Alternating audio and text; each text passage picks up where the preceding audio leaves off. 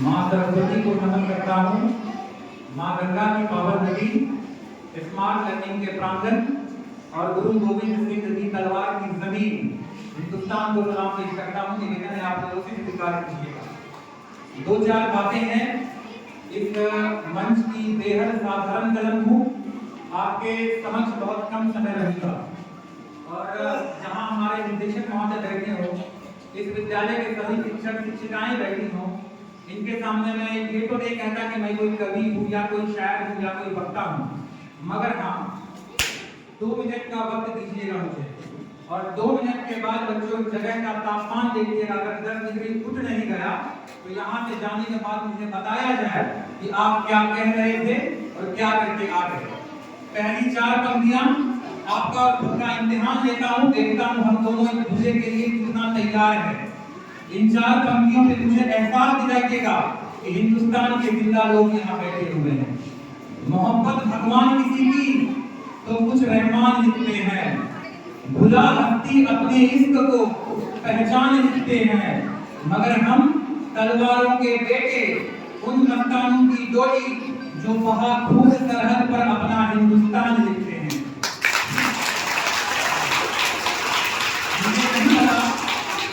मुझे नहीं पता कि आप लोग किस हिंदुस्तान से ताल्लुक रखते हैं, मगर मैं उस हिंदुस्तान से ताल्लुक रखता हूँ जहां अकबर की सेना का नेतृत्व राजा मान सिंह करते हैं तो वही महाराणा प्रताप के सेनापति के रूप में हाकिम खान को देखा जाता है। सीधा सीधा अपना परिचय आपके समक्ष रखता हूँ, सुनिएगा। प्यार की भाषा नहीं लिखी है, ना ही गजल सुनाता हूँ, कविता लिखनी नहीं है आती, चीखें लिखते जाता हूँ। देश मेरा जल रहा है, आग लगी है सीने में, भूख मरा सब व्यक्त दिखे है खून गरीब का पीने में। तो हिंदुस्तान या इस्लाम का पक्ष नहीं मैं आया हूँ, घायल भारत चीख रहा है, चीख सुनाने आया हूँ। घायल भारत चीख रहा है, चीख सुनाने आया हूँ। और मेरे प्यारे बच्चों, भारत केवल सीमाओं पर नहीं चीखता, भारत केवल सरहदों पर नहीं चीखता, भारत के अंदर भी कुछ ऐसी गतिविधियों को अंजाम दिया जाता है जब भारत चीखता है।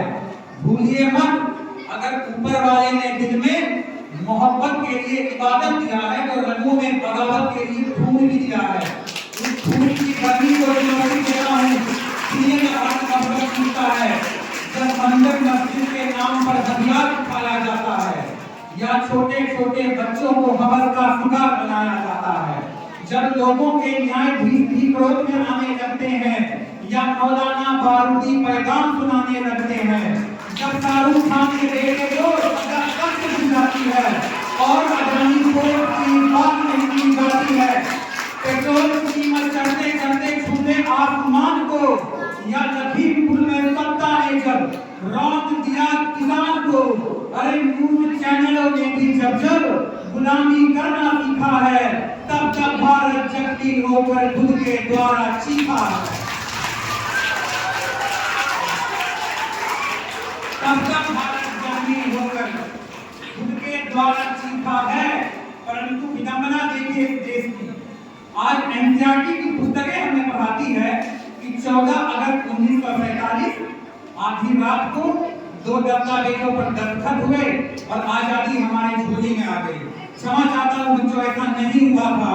अरे कतरा कतरा खून दिया था, बीच जवानी जुनून दिया था, खड़े अंग्रेज माने नहीं तो गोलियों से फूट दिया था।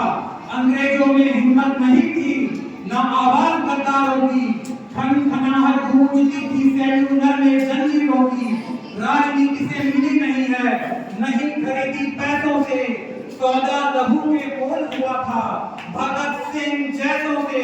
और माओ ने गोली खाई थी बेटे लटके फंदों पर, आजादी की गोली उठी है कुर्बानी के कंधों पर, आजादी की गोली उठी है कुर्बानी के कंधों पर। परंतु कभी आपने विचार किया कि उन कुर्बानों के लिए हमने किया क्या है? अरे जिन सीनों ने ये न पूछा गोली का अंजाम क्या है, राम क्या, रहीम क्या, हिंदुत्व क्या, इस्लाम क्या है, सपना केवल एक देखा, मुस्कुराता सा परिवेश दिखे, वो देख सके न इसे मगर आजाद भारत देश दिखे। अरे जिस गद्दार की गजल ने तिरंगा ख्वाब दिखाया है, उस गद्दार की बहन से हमने बर्तन तक मंजवाया है। और ये हकीकत है हमने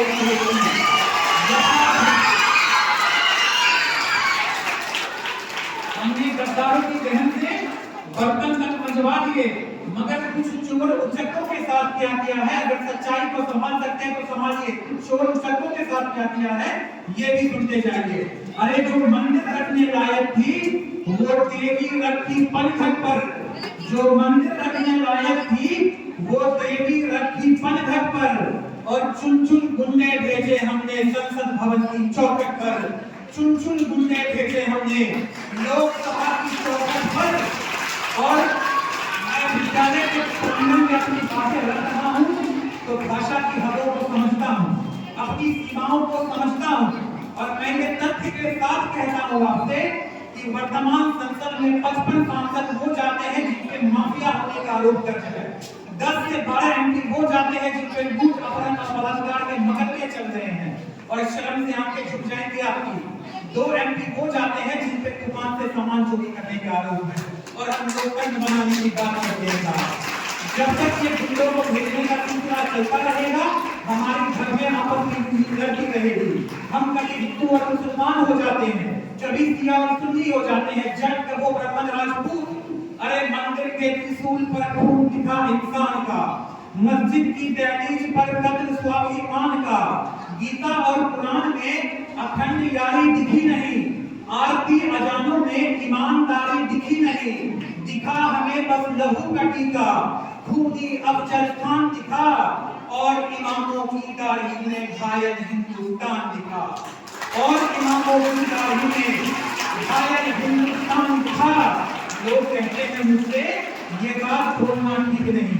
अरे जहां बात हो मजहब की वहां बोलना ठीक नहीं। मंदिर मठ के मालिक हैं जो मस्जिद के चौकीदार हैं और उनकी दालानों में बल्ले बिजली के दरबार है। उन लोगों को हाथ जोड़कर गले लगाना चाहिए, उनको सम्मानों से भरा हुआ गीत सुनाना चाहिए। अरे भूल गए उनके कारण कब्र बनाई जाती है और कहीं शमशानों में चिता जलाई जाती है। कुछ लोगों की ईमान दिखी तो मजहब नीलाम हो गया, वोट मांगने वालों का भी नारा राम हो गया। अरे गद्दारों ने ठंडी कुंबल को तर्क करना सिखा दिया, अम्मी और माँ में भी फर्क करना सिखा दिया।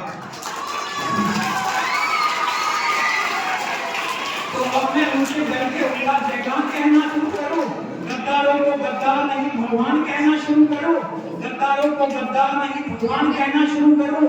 अरे मत समझो तुमको राम या कलाम लिखूंगा, कत्ल करोगे तो कातिल तुम्हारा नाम लिखूंगा।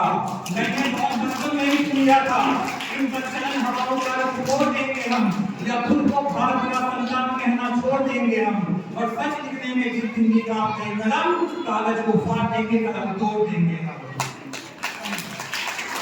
इतनी बातें हो जाती है, परंतु कभी आपने विचार किया आज अगर हम यहाँ है तो है क्यों? गांधार से ब्रह्मदेव तक हमारे हिस्से हो गए, मगर हिंदुस्तान आज भी जिंदा है। पिछले 1400 वर्षों में सर्प, हूर, तुर्क, तातार, कुषाण, यवन, चंगेज, पठान, मंगोल, मुगल, डच, फ्रांसीसी, पुर्तगाली और अंग्रेज हिंदुस्तान आकर चले गए। हिंदुस्तान आज भी जिंदा है। कारण आपको विचारना होगा और इसका एक कारण मैं आपको बताता हूँ। वेद लिखे, कुरान लिखे, शांति का पैगाम लिखा है। अक्षर धाम का अर्थ समझिए, अक्षर को ही धाम लिखा है। और साधुओं के जब नाम लिखे तो पहले अब्दुल कलाम लिखा है, साधुओं के जब नाम लिखे तो पहले अब्दुल कलाम लिखा है। और पत्थर भी वो तैर गया, हमने जिस पर राम लिखा है।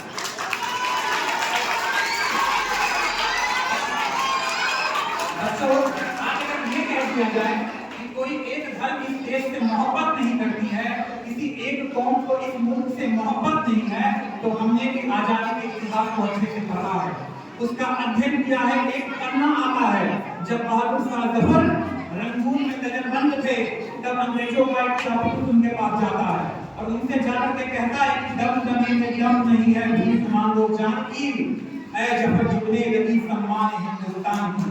तब उस 78 साल के बूढ़े चीते ने एक पत्थर हाथ में लिया और दीवारों में 2 पंक्तियों के साथ में 2 पंक्तियां और शुमार की। उन्होंने कहा कि आप कहते हैं दबदबे में दम नहीं है, भीख मांगो जान की, ऐ जब झुकने लगी सम्मान हिंदुस्तान की, तो जवाब भी सुनते जाइए। गाजियों में तू रहेगी जब तलक ईमान की, तख्ते नंदन तक चलेगी तेग हिंदुस्तान की। और आज तलक चल रही होगी, आज तलक चल रही होगी, मैं उनको सब चढ़ाता हूँ। हिंद जिनकी जान था, अरे नाम हिंदुस्तानी जिनका मजहब हिंदुस्तान था। रक्त से रंजित धरती अंग्रेजों की ललकार पर, जय हिंद का नारा सदा लिखा था जेलों की दीवार पर।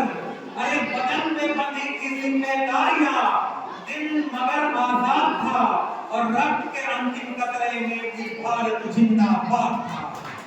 रक्त के अंतिम कतरे में भी भारत जिंदाबाद था।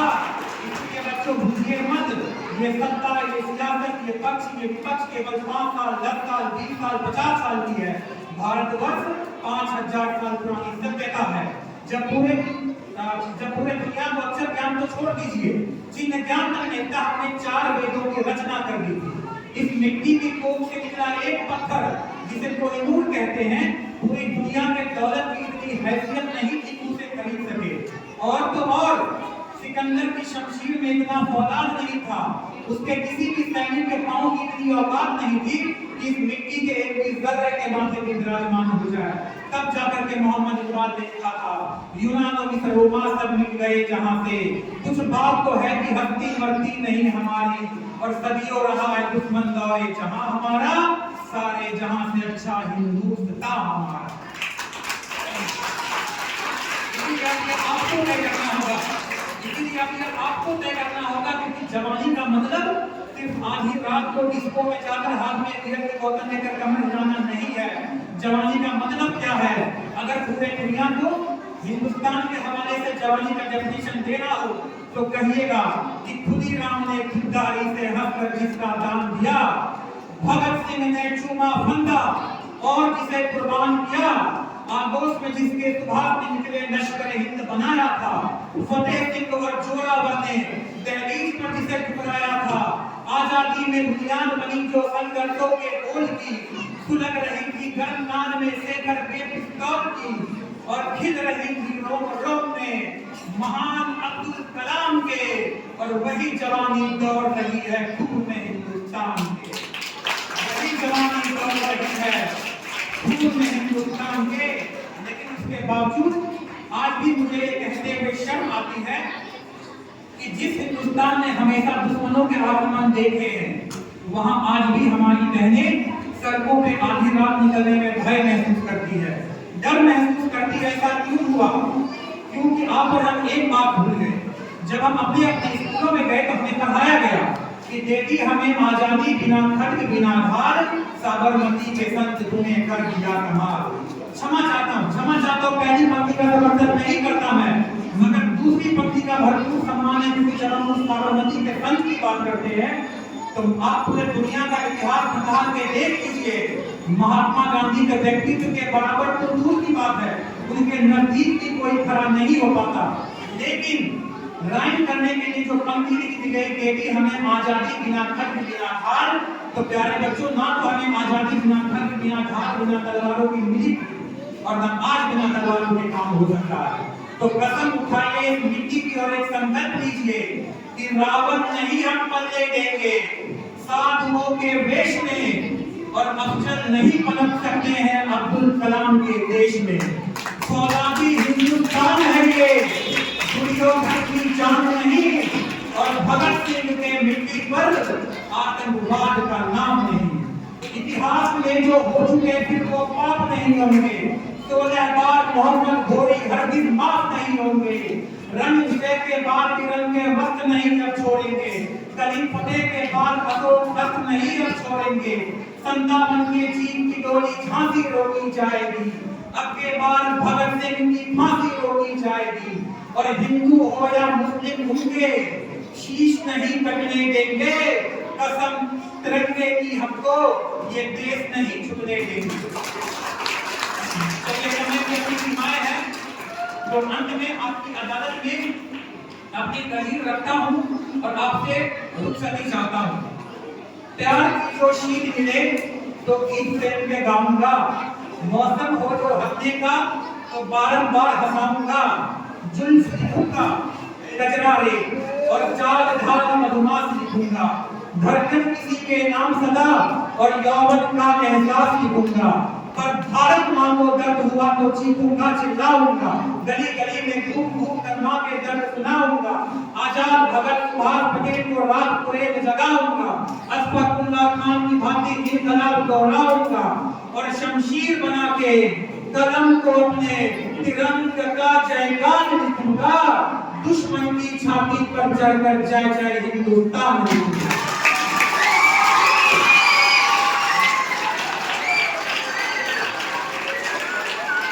बहुत बहुत धन्यवाद सर।